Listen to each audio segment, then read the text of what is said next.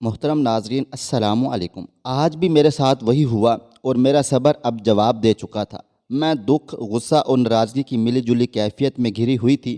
میں منہ لیٹے کمرے میں پڑی تھی۔ میرا مزاج پوری طرح خراب ہو چکا تھا۔ اتنے میں ابا جان کمرے میں آئے اور کہنے لگے، ارے گڑیا، تو کیوں چھوٹی چھوٹی بات پر دل خراب کر لیتی ہے؟ شادی تو کرنی ہی ہے نا، ایسی کون سی مشکل بات ہے؟ میں تو بس چاہتا ہوں کہ کوئی شہزادہ ہی آئے تیرے لیے۔ چل اب یہ گولیاں کھا لے، اس سے تیری جوانی میں کوئی فرق نہیں آئے گا اور دیکھنا تیری جلدی شادی ہو جائے گی۔ میں نے عجیب سی نظروں سے ابا جان کی طرف دیکھا تھا۔ بھلا ان نیلی پیلی گولیوں سے میری شادی اور جوانی کا کیا تعلق تھا؟ لیکن بولی، کچھ نہیں۔ ابا جان نے مجھے زبردستی اٹھا کر بٹھایا اور کہنے لگے، اتنا سوچنے کی بھلا کیا ضرورت ہے؟ میں تیرا باپ ہوں اور جو بھی کروں گا تیرے حق میں بہتر ہی ہوگا۔ یہ گولیاں بھی تیری شادی کے لیے ہی ہیں تاکہ تو ہمیشہ جوان اور خوبصورت رہے۔ اس طرح جلد ہی کوئی شہزادہ آ کر تجھے پسند کر لے گا۔ ابا جان کی بات میرے سر سے گزر گئی تھی، لیکن ابا جان کے آگے میری چلتی کہاں تھی؟ اس لیے میں نے خاموشی سے وہ گولیاں نگلیں۔ میں نے پھر ابا جان کو کہا کہ مجھے کوئی شہزادہ نہیں چاہیے، بس عزت کرنے والا مخلص جیون ساتھی چاہیے۔ میں نے چڑھتے ہوئے ابا جان سے پوچھا کہ کب تک یہ گولیاں مجھے کھانی پڑیں گی اور کب آئے گا میرا وہ شہزادہ جس کی آپ کو تلاش ہے؟ تو ابا جان نے میری باتوں کا جواب دینے کی بجائے مجھے اپنے ماضی کے قصے سنانے شروع کر دیے تھے۔ میں بیزاری سے ابا جان کی باتیں سن رہی تھی۔ پتہ نہیں میری قسمت میں کیا لکھا تھا۔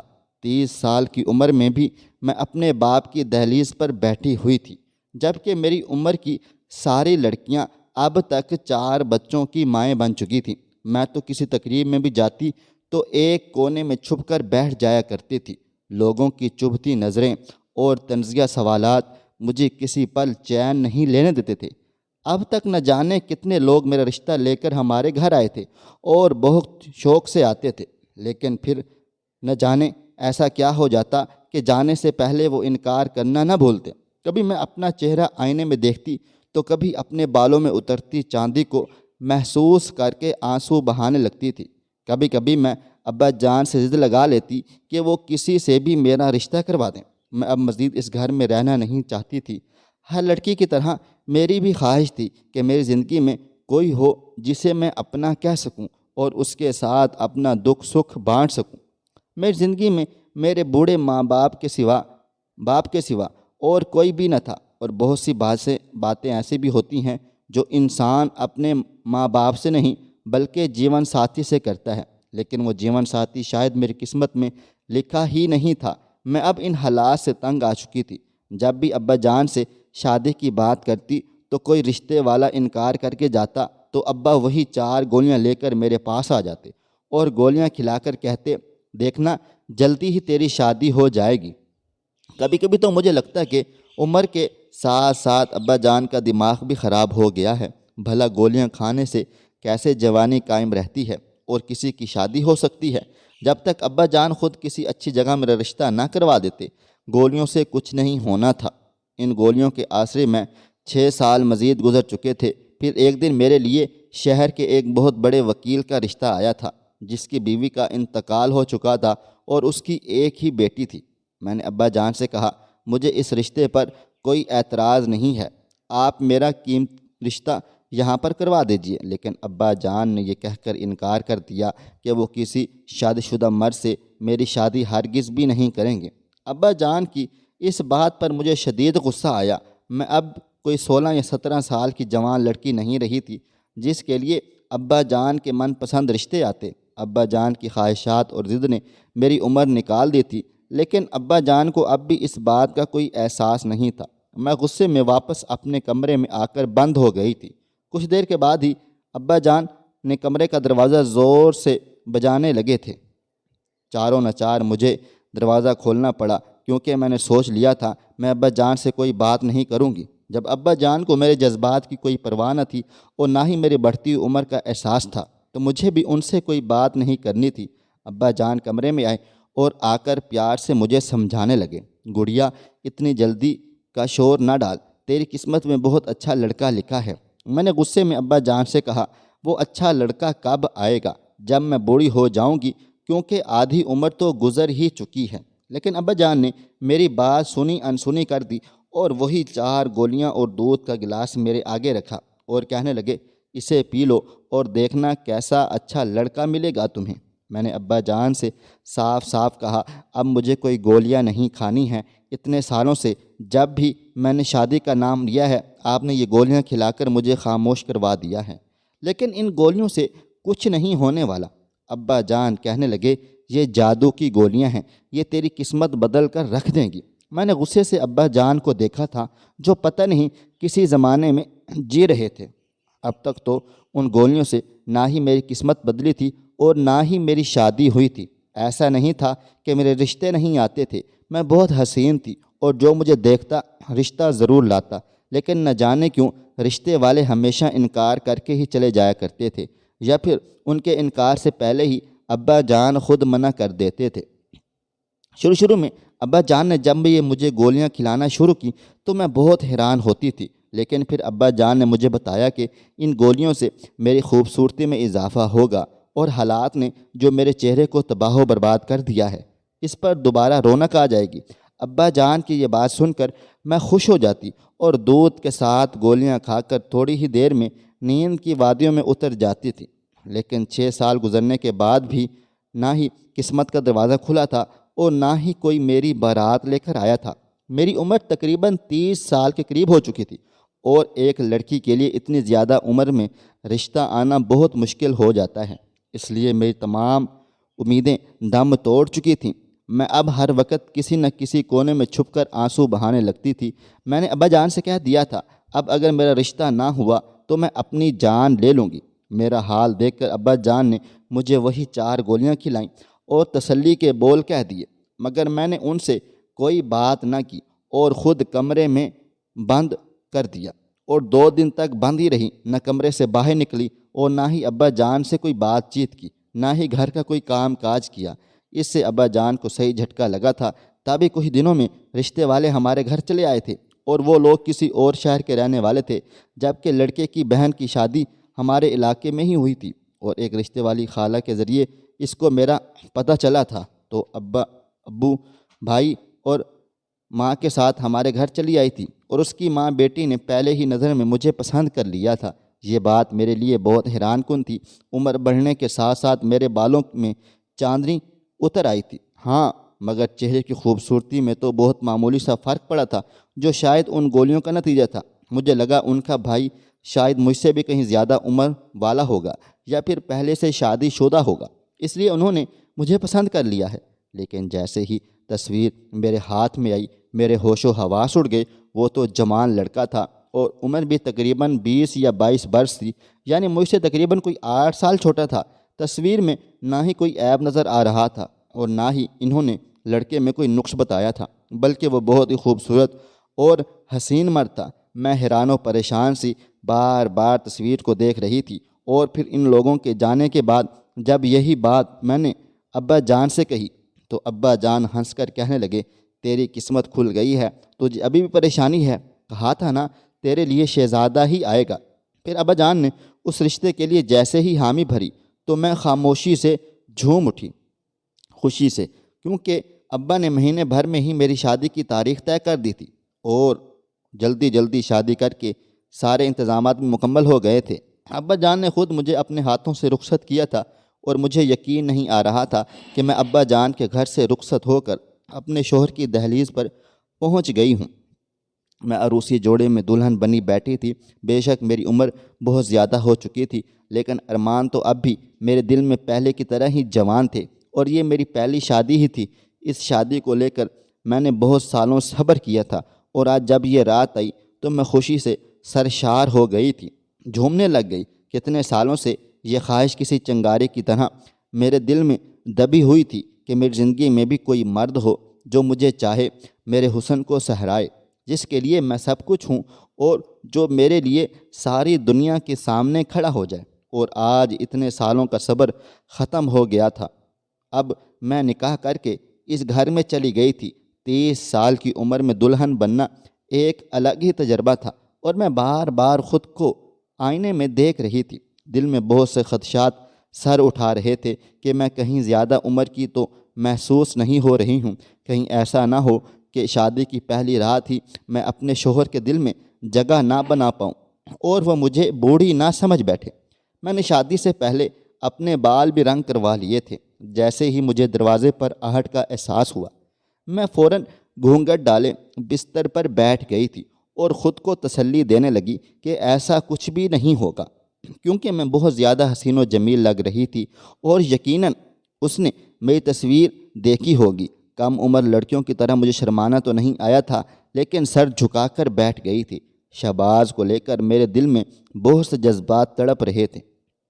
میں شدت کے ساتھ ان کے ساتھ کی منتظر تھی۔ شہباز کمرے میں آئے اور میرے پاس آ کر بیٹھ گئے۔ نہ ہی انہوں نے میرا گھونگھٹ اٹھایا اور نہ ہی کوئی بات کی، بلکہ کتنی دیر یوں ہی خاموش ہی کی نظر ہو گئے تھے۔ مجھے عجیب سی گھبراہٹ ہونے لگی۔ وہ عمر میں مجھ سے کچھ کم تھے اور بہت خوبصورت تھے۔ مجھے یہ خوف ستا رہا تھا کہ کہیں ان کے گھر والوں نے زبردستی تو انہیں میرے ساتھ شادی پر مجبور نہیں کیا۔ دراصل شادی سے پہلے میری اور شہباز کی روبرو کوئی ملاقات نہ ہو سکی تھی، صرف تصویروں کا تبادلہ ہوا تھا، اور اسی میں نے شہباز کو دیکھا تھا اور شہباز نے مجھے۔ جب تک شہباز کے منہ سے کوئی لفظ نہیں نکلا تو میں نے خود ہی اپنا گھونگھٹ پلٹ دیا اور ڈرتے ڈرتے ان کی طرف دیکھا تو ان کی آنکھوں میں مجھے اپنے لیے حقارت نظر آئی۔ میرا سارا وجود ٹھنڈا پڑ گیا تھا۔ مجھے احساس ہو گیا تھا کہ انہوں نے مجھ سے یہ شادی زبردستی کی ہے۔ میں نے فوراً ہی شہباز کا ہاتھ تھاما اور انہیں یقین دلانا چاہا کہ میں ساری زندگی آپ سے وفاداری کروں گی اور آپ کی خدمت گزاری کروں گی، وہ بس مجھے ایک موقع دے دیں۔ میری بات سن کر شہباز عجیب انداز سے ہنس پڑے اور کہنے لگے، تمہیں موقع دینے کی کیا ضرورت ہے؟ تم تو پہلے سے ہی ایک تجربہ کار عورت ہو۔ شہباز کے ایسے لہجے میں کی گئی بات سن کر میں شرمندہ ہو گئی تھی۔ مجھے لگا شاید وہ میری عمر کا طعنہ دے رہے ہیں، کیونکہ میں عمر میں ان سے تقریباً کچھ سال بڑی تھی، اور اسی فرق کی وجہ سے مجھے لگا تھا کہ وہ مجھے اپنا نہیں سکیں گے۔ لیکن یہ میرا وہم تھا، کیونکہ بات کچھ اور ہی تھی۔ شہباز نے اپنا موبائل فون نکالا اور اسکرین پر کچھ بٹن دبانے کے بعد جیسے ہی اپنے فون کو میرے سامنے رکھا تو میرے قدموں تلے سے زمین نکل گئی تھی، کیونکہ ان کے موبائل کی اسکرین پر کوئی اور نہیں بلکہ میں تھی، اور جو منظر نظر آ رہا تھا اسے دیکھ کر میرے قدموں تلے سے زمین نکل گئی تھی۔ میرے سر پر آسمان ٹوٹ پڑے۔ میری ایسی نازیبا تصویر شہباز کے موبائل میں کیسے پہنچی تھی، میں سمجھ نہیں پائی تھی۔ میں نے حیرت اور آنسو بھری نظروں سے شہباز کی طرف دیکھا اور پوچھا، یہ کیا ہے؟ تو وہ نفرت سے کہنے لگے، یہ تم مجھے بتاؤ گی کہ یہ کیا ہے؟ تمہاری ایسی تصویر میرے پاس موجود ہے اور تم مجھ سے پوچھ رہی ہو کہ یہ کیا ہے؟ تم خود دیکھو کہ یہ تمہاری تصویر کیسی ہے، اس میں کیا نظر آ رہا ہے؟ یہ تصویر خود چیخ چیخ کر بتا رہی ہے کہ تم تو پہلے سے ہی۔ شہباز نے نفرت سے اپنی بات ادھوری چھوڑ دی اور اپنا منہ پھیر لیا تھا۔ پھر کہنے لگا، تم تو پہلے ہی کافی تجربہ کار ہو۔ اگر میں نے نکاح سے پہلے یہ تصویر دیکھی ہوتی تو کبھی تم سے شادی کا تصور بھی نہ کرتا۔ میں نے تو یہ سوچ کر تمہیں اپنایا تھا کہ تم ایک کنواری عمر رسیدہ عورت ہو جس کی اب تک شادی نہیں ہوئی، اور یہ بھی سنا تھا کہ اتنی عمر ہونے کے باوجود شرافت کی زندگی گزار رہی ہو۔ بس اس لیے میں نے تمہیں اپنایا۔ میں نے سوچا تھا تم ایک شریف گھرانے کی لڑکی ہو اور میری ماں کی خدمت گزار ہو، اسی طرح ہم ایک ساتھ زندگی گزاریں گے۔ لیکن مجھے کیا معلوم تھا کہ مجھے شادی کی رات تمہاری ایسی تصویر ملے گی جسے دیکھ کر میرے سر پر آسمان گر پڑے گا، اور اس تصویر کو مجھے دیکھ کر پتہ چلا کہ تم کیا ہو، اور تمہارے بارے میں جتنا سنا سب جھوٹ تھا۔ تم نے تو اب تک اپنے حسن کو صحیح طریقے سے کیش کیا ہوگا، تبھی تو شادی اتنی لیٹ کی، اور آج کی رات ایسے گھونگھٹ ڈال کر بیٹھی ہو جیسے بہت حیا والی ہو۔ اگر تم یہ سب پہلے ہی کر چکی تھی تو پھر مجھ سے شادی کیوں کی اور خود کو کنوارا ظاہر کرنے کا ڈرامہ کیوں رچایا؟ ہم عزت دار لوگ ہیں، کم سے کم اتنا سوچا ہوتا تم جیسی عورت کے آنے سے ہمارے گھر کا ماحول کتنا خراب ہوگا۔ شہباز کے الفاظ تھے یا زہریلے تیر جو میری روح تک کو گھائل کر گئے تھے۔ ان لفظوں کی چھن نے میرے ہونٹوں کو سی دیا تھا۔ میں خاموشی سے ان کے چہرے کو دیکھ رہی تھی۔ بہت کچھ کہنا چاہتی تھی لیکن زبان ساتھ دینے کو تیار نہ تھی۔ کچھ دیر پہلے جو احساسات اور جذبات میرے دل میں تھے وہ سب ختم ہو چکے تھے، فنا ہو گئے تھے، اور اب مجھے سمجھ نہیں آ رہا تھا کہ میں شہباز سے کیا کہوں اور کس طرح اپنی پاک باز زندگی کی صفائی دوں۔ وہ سارے لفظ جو میں پچھلے کتنے دنوں سے ترتیب دے رہی تھی وہ سب کہیں کھو سے گئے تھے۔ میں نہیں جانتی تھی میری ایسی تصویر میرے شوہر کے پاس سے کہاں سے آئی تھی، لیکن جو بھی تھا اب سب کچھ ختم ہو گیا تھا۔ میری ایسی تصویر دیکھنے کے بعد تو شہباز تو کیا کوئی بھی عزت دار مرد ہوتا تو کبھی مجھے اپنی زندگی میں نہ رکھتا، اور اسی بات نے میری جان نکال دی تھی۔ بہت منتوں اور مرادوں کے بعد عمر کے اس حصے میں آ کر میری شادی ہوئی تھی اور میں اپنے گھر کی ہوئی تھی، اور پہلی ہی رات سب کچھ ملیا میٹ ہو چکا تھا۔ میری آنکھوں سے ٹپ ٹپ آنسو گر رہے تھے۔ میری تصویر اب بھی میرے سامنے کھلی پڑی تھی، جسے دیکھ کر میں نے پوری طرح اپنی آنکھیں میچ لی تھیں، کیونکہ اس سے زیادہ میں اس تصویر کو نہیں دیکھ سکتی تھی۔ میرے سر پر ساتوں آسمان ایک ساتھ گر پڑے تھے، کیونکہ شہباز کہہ رہا تھا تم تو بہت ہی مکار اور بازاری عورت نکلی ہو، پتہ نہیں کتنے اور مردوں کے ساتھ وقت گزارا ہے، اور اب یقیناً ڈھلتی عمر کی وجہ سے وہ کام نہیں چلا تو تم باپ بیٹی نے ہماری زندگی میں زہر گھول دیا ہے۔ میں نے ان کی پوری بات سنے بغیر ہی اپنے دونوں ہاتھوں کو اپنے کانوں پر جما لیا، مگر الفاظ سے پگھلا ہوا سیسا جو میرے کانوں میں چلے جا رہے تھے۔ شہباز کے لفظ میری روح کو چھلنی کر رہے تھے، گھائل کر رہے تھے۔ میرا سارا ماضی بہت مشکل، محرومی اور تکلیف میں گزرا تھا، اور حال میں بھی مجھے کانٹے ہی ملے تھے۔ میں آنکھیں بند کر کے گزرے وقتوں کو سوچ رہی تھی، جہاں مجھے کچھ پل بھی کبھی سکون میسر نہ ہو سکا تھا، اور اب جب میں نے سکون کا سانس لینے کا سوچا تھا تو بھی سب کچھ تہس نہس ہو گیا تھا، برباد ہو گیا تھا۔ میرا نام گڑیا ہے اور میرا تعلق پنجاب سے ہے۔ میرے اماں ابا بہت ہی اچھے اور محبت کرنے والے تھے، لیکن پھر قسمت نے ہمیں دھکا دے دیا اور میری ماں بیٹے کی پیدائش پر ہمیں چھوڑ کر ہمیشہ کے لیے چلی گئی تھی۔ اس وقت میں 9 سال کی تھی۔ میں بہت چھوٹی عمر میں ہی مجھ پر اپنی بھائی کی ذمہ داری آ گئی تھی۔ ابا تو دکاندار تھے، صبح گھر سے نکلتے تو شام کو واپس آتے۔ میں خود سے 9 سال چھوٹے بیٹے کو سارا دن سنبھالتی رہتی تھی۔ نہ ہی میں نے بچپن کی خوشی دیکھی تھی اور نہ ہی کبھی کھلونے سے کھیلی تھی۔ مجھے تو گھر اور بھائی کی ذمہ داری سے فرصت نہیں ملتی تھی۔ ابا جان نے مجھے تعلیم بھی حاصل نہ کرنے دیتی اور اسکول سے بھی نکال دیا تھا، کیونکہ اگر میں اسکول جاتی تو گھر کون دیکھتا، اور بس اتنا احسان کیا کہ پرائیویٹ پڑھانا شروع کر دیا تھا۔ اس طرح میں نے بمشکل میٹرک پاس کیا اور پھر پڑھائی چھوڑ دی تھی اور ساری توجہ اپنی بھائی پر لگا دی۔ میرا چھوٹا بھائی بابر بہت شرارتی تھا۔ گھر کے کام کاج کے ساتھ ساتھ میں اس پر بھی پوری نظر رکھتی تھی، لیکن کبھی اگر مجھ سے ذرا سی بھی بھول ہو جاتی، غلطی ہو جاتی اور بابر کو کوئی معمولی سی چوٹ لگ جاتی تو ابا جان بری طرح سے مجھے پیٹنے لگتے۔ ابا کو بابر بہت عزیز تھا، اگر اس کو ایک بھی خروچ آ جاتی تو ابا جان کی آنکھوں میں آنسو آنے لگتے، جبکہ میری بڑی سے بڑی تکلیف بھی ابا جان کو نظر نہیں آتی تھی۔ اب مجھے احساس ہوا تھا کہ ابا کا یہ پیار مجھے کبھی بھی نہیں ملا تھا جو کہ بابر کو مل رہا تھا، بلکہ شروع سے ہی ابا جان مجھے نظر انداز کیے رکھتے تھے۔ بس فرق اتنا تھا کہ پہلے ابا جان مجھے بالکل نہیں دیکھتے تھے، اور اب بابر کی وجہ سے مجھے مار پیٹ بھی کرتے اور سارا کھانا بابر کو دیتے۔ ہاں، اسے جو بچتا وہ میرے نصیب میں آتا تھا۔ کم عمری سے ہی چولہا ہانڈی کرنے کی وجہ سے میرے ہاتھ جگہ جگہ سے جل چکے تھے، لیکن ابا جان نے کبھی میرے ان جلے ہوئے ہاتھوں تک نظر تک نہ ڈالی تھی، اور نہ ہی میرا درد محسوس کبھی کیا تھا۔ میں بیمار ہوتی یا دکھی ہوتی تب بھی ہمیشہ باورچی خانے میں ہی چھپ کر آنسو بہا لیا کرتی تھی، یا پھر اپنی ماں کے کپڑوں سے لپٹ جاتی تھی اور ماں کو بہت یاد کرتی تھی۔ وہ مجھ سے بہت پیار کرتی تھی، اس کے سوا میرے پاس کوئی آسرا نہیں تھا۔ میں نے اپنی خوشی اور غم سب ایک کنارے رکھ کر بابر کو پروان چڑھانے میں اپنی جان جھونک دی تھی۔ جیسے جیسے بابر بڑا ہو رہا تھا وہ خود سر اور ضدی ہوتا چلا جا رہا تھا۔ اس کی بڑی سے بڑی غلطی کو اب نظر انداز کرتے اور اسے برے کاموں سے نہیں روکتے تھے۔ اسی بات نے اسے بہت حد تک بگاڑ کر رکھ دیا تھا۔ میں اسے کچھ بھی اچھا سکھانے کی کوشش کرتی تو وہ ابا جان سے میری جھوٹی شکایتیں لگا دیتا، اور ابا جان ڈنڈا اٹھا کر مجھے مارنے کے لیے کھڑے ہو جایا کرتے تھے۔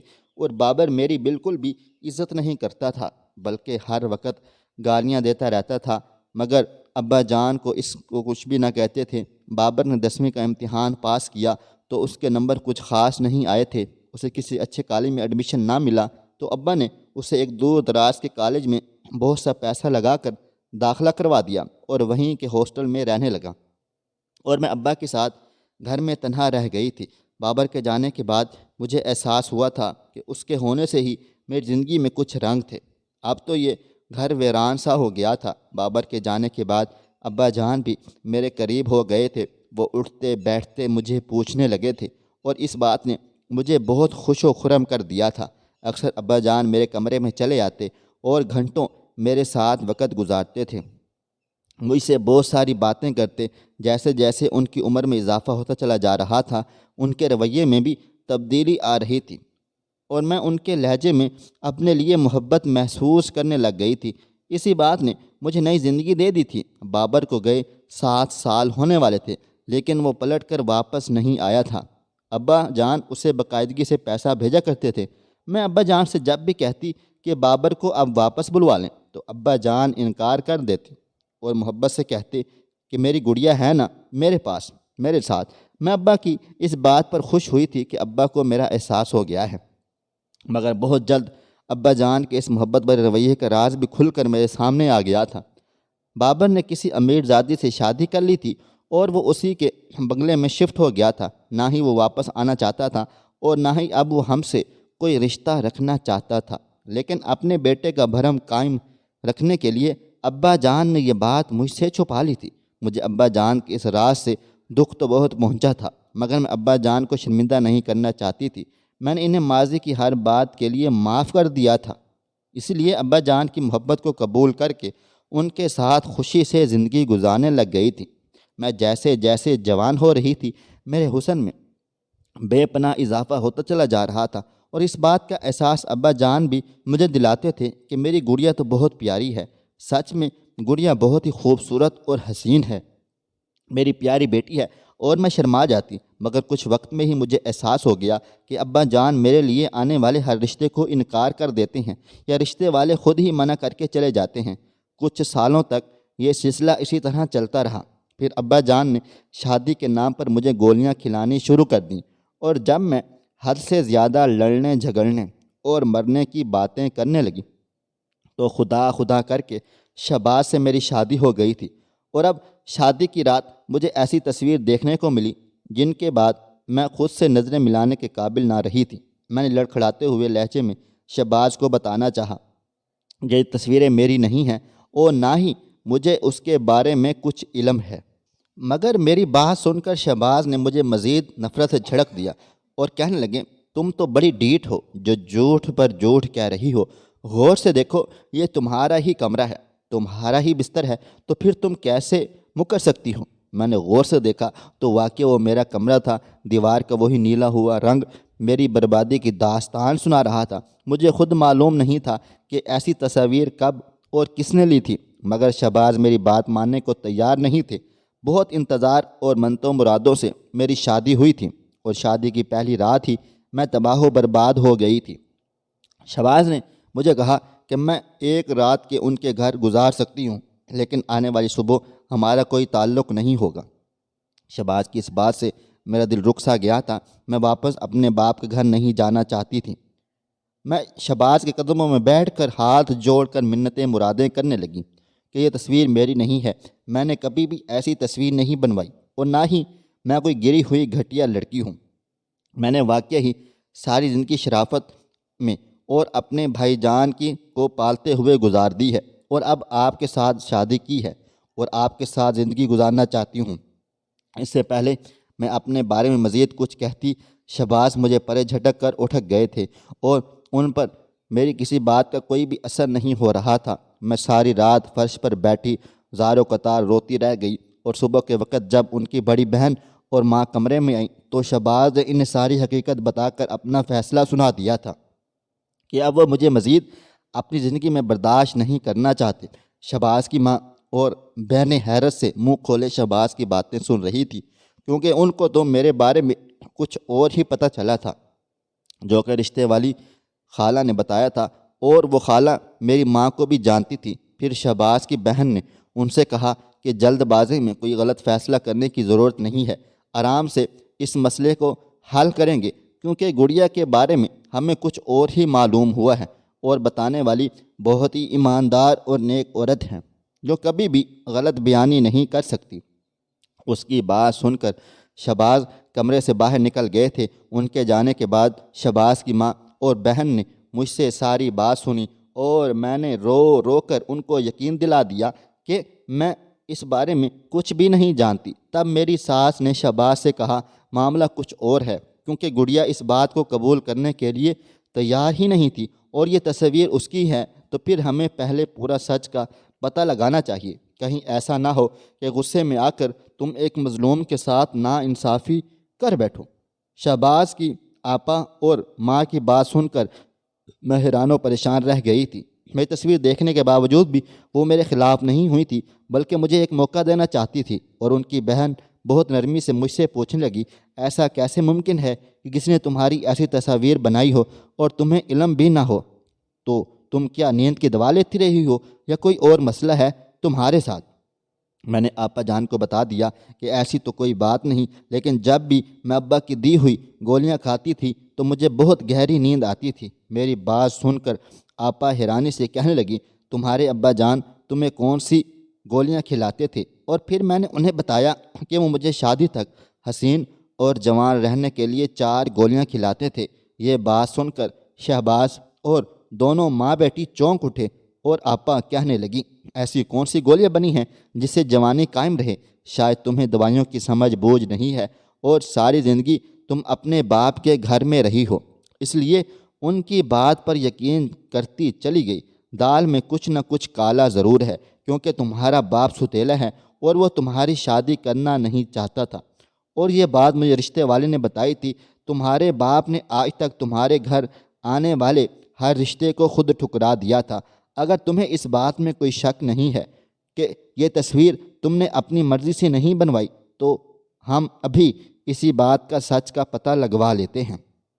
آپا اپنے بات کر کے شہباز کو کچھ کہنے لگی تھی، جبکہ ان کی بات سن کر میرے کان سائیں سائیں کر رہے تھے کہ جس شخص کو میں اپنا باپ سمجھتی تھی وہ میرا ستیلا باپ ہے۔ اور میرے حیرت زدہ تکلیف دہ تاثرات دیکھ کر آپا نے حیرانگی سے پوچھا کیا تم اس بات سے لا علم تھی؟ تب میں نے ان سے کہا مجھے آج ہی پتہ چلا ہے کہ میں تو اس کو اپنا سگا باپ سمجھتی تھی۔ میری بات پر وہ تینوں حیران و پریشان ہو گئے تھے۔ آپا نے مجھے تسلی دی اور کہا تم فکر نہ کرو، سچ پتہ چل ہی جائے گا۔ شہباز نے پہلے تو اس بات کا پتہ لگایا یہ تصویر کہاں سے آئی ہے، اور پھر انہیں پتہ چل گیا یہ تصویر کسی اور نے نہیں بلکہ میرے باپ نے انہیں بھیجی تھی۔ اس تصویر میں میں اپنے ہی کمرے میں بستر پر موجود تھی، اور میرے ساتھ کوئی مرد بھی موجود تھا جس کا چہرہ صاف تصویر میں نظر نہیں آ رہا تھا۔ میں بستر پر جس حالت میں پڑی تھی وہ دیکھ کر میں شرمندگی سے زمین میں گڑ رہی تھی، اور پھر شہباز کو پتہ چلا کہ یہ تصویر میرے باپ نے بھیجی ہے، تو انہوں نے اپنے جگری دوست کا سہارا لیا جس کا ایک ایس ایچ او جاننے والا تھا، اور جب اس ایس ایچ او نے میرے باپ کو پکڑا اور دھمکیاں دیں تو ان تصاویر کے بارے میں سچ اگل دو ورنہ تمہارا برا حشر ہو جائے گا۔ تب پولیس کے ڈر سے میرے ستیلے باپ نے جو بتایا وہ میرے لیے بہت ہی تکلیف دہ اور اذیت ناک تھا۔ اس نے بتایا کہ گڑیا 5 سال کی تھی جب اس کی ماں بیوہ ہوئی۔ وہ میری دور کی کزن تھی اور بے تحاشا حسین و جمیل عورت تھی۔ بیوہ ہونے کے بعد اس کا کوئی ٹھکانہ نہ بچا تو میں نے اس سے شادی کر لی تھی۔ میرا شروع سے ہی اپنی کزن پر دل تھا، مگر وہ میرے نصیب میں بعد میں لکھی گئی تھی۔ مجھے اس بچی میں کوئی خاص دلچسپی نہ تھی، مگر اپنی بیوی کی محبت پانے کے لیے میں نے بچی کو بھی گھر میں رکھ لیا تھا۔ مگر میرے بیٹے کی پیدائش پر میری بیوی اس دنیا سے چلی گئی تھی تو گڑیا کے لیے میری بیزاری اور زیادہ بڑھ گئی تھی، مگر میں اس کو گھر سے نہیں نکال سکتا تھا کیونکہ اب میرا بیٹا تھا۔ اس کو سنبھالنے کے لیے مجھے کسی کی ضرورت تھی، اس لیے میں نے گڑیا کو اپنے ہی گھر میں رہنے کر دیا تھا۔ اپنے اکلوتے بیٹے کو میں نے یہ سوچ کر بہت محبت سے بڑا کیا کہ وہ میرے بڑھاپے کا سہارا بنے گا، مگر وہ مجھے اس وقت چھوڑ گیا جب میں نے اپنی ساری زندگی کی جمع پونجی اس پر لگا چکا تھا۔ میں عمر کے اس حصے میں تنہا نہیں رہنا چاہتا تھا اور نہ ہی میرا روزگار رہا تھا۔ تب میں نے محسوس کیا کہ گڑیا تو اپنی ماں سے بھی زیادہ حسین و جمیل ہے، اگر میں چاہوں تو اس کے ذریعے کاروبار کر سکتا ہوں۔ اس طرح میں دوبارہ سے اپنے بیٹے کے ساتھ بھی تعلقات قائم کر لوں گا جس نے مجھے پیسہ ختم ہونے پر چھوڑ دیا تھا۔ اس لیے میں نے فیصلہ کر لیا کہ میں کبھی بھی گڑیا کی شادی نہیں کروں گا، اور اس کو شادی اور جوانی کے نام پر نشے کی گولیاں دیتا تھا اور اس کی نازیبا تصاویر اتار کر بیچ دیتا، جس سے مجھے بہت سے پیسے ملنے لگے اور سب کچھ ٹھیک ٹھاک ہو گیا تھا۔ بابر نے بھی مجھ سے رابطہ شروع کر لیا تھا، اور تصاویر والا کام بھی ایسا تھا جس میں محلے میں ہماری عزت بھی برقرار رہتی، اور میں وہ تصاویر باہر کے ملکوں والی ایک ویب سائٹ پر میں ڈالتا تھا تاکہ ہمارا کوئی جاننے والا یہ حقیقت بھی نہ جان سکے۔ میں تو ایسے ہی جینا چاہتا تھا۔ پھر شادی کے نہ ہونے پر گڑیا نے خودکشی کرنے کی دھمکی دے دی تو مجبوراً میں نے تم سے اس کی شادی کروا دی تھی، صرف یہ دکھانے کے لیے کہ میں اس کی شادی کے خلاف نہیں ہوں، مگر سچ تو یہ ہے کہ میں کبھی چاہتا ہی نہیں تھا کہ گڑیا اپنے گھر کی ہو۔ اس لیے میں نے جان بوجھ کر گڑیا کی کچھ نازیبا تصویر تمہیں بھی بھجوا دی۔ ان تصاویروں میں گڑیا کے ساتھ کوئی اور نہیں بلکہ میں خود ہی تھا۔ گڑیا نیند کی دوا کے اثر میں ہی تھی، وہی دوا جو شادی کے نام پر میں اسے کھلا کر سلا دیا کرتا تھا۔ میں نے سوچا کہ گڑیا کی ایسی تصاویر دیکھ کر تم فوراً سے طلاق دے دو گے، لیکن جب رات بھر انتظار کے بعد گڑیا گھر نہ لوٹی تو میں بے چین ہو گیا اور سوچنے لگا کہ مزید بھی کوئی تصاویر تمہیں بھیج دوں تاکہ تم فوراً سے اسے طلاق دے دو، کیونکہ کوئی بھی عزت دار مرد ایسی تصاویریں دیکھ لینے کے بعد اس عورت کو برداشت نہیں کرتا۔ مگر پہلے ہی پولیس آ گئی اور اپنے ستیلے باپ کی بات سن کر میرے ہوش و حواس اڑ گئے تھے۔ میرے باپ نے نہ صرف بڑھاپے کو بچانے کے لیے میری شادی نہ کرنے کا فیصلہ کیا تھا، بلکہ میرے جسم کی تصاویر نہ جانے کتنے داموں میں کہاں بیچ چکا تھا۔ یہ حقیقت جان کر میں بے ہوش ہو گئی تھی، اور جب مجھے ہوش آیا تو شہباز میرے پاس ہی بیٹھے ہوئے تھے۔